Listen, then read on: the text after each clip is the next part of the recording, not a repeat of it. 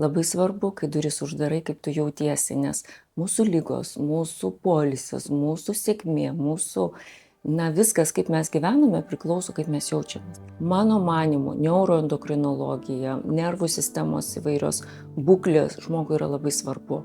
Ir labai svarbu, kad jisai jaustųsi viduje labai gerai, kad jisai sugebėtų atsipalaiduoti, kas darosi vis sunkiau ir sunkiau. Ir žinant, kaip keičiasi dabar viskas, koks yra nestabilumas, koks yra globalinis tiesiog suirutė, ar tai gerai ar blogai, tiesiog taip yra ir mūsų čia dabar toks gyvenimas ir kuris turi tapti nuostabiu gyvenimu, nes tai mūsų laikas, kurį mes turime labai mažai. Ir psichinės ligos, nervų ligos, jos bus labai aktualios, nes jų daugėja.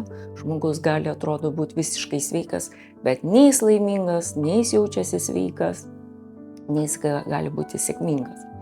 Tai tas yra labai svarbu, kad suvokti, kad turi būti viskas. Protas, širdis ir kūnas turi būti vientisas, viena sistema.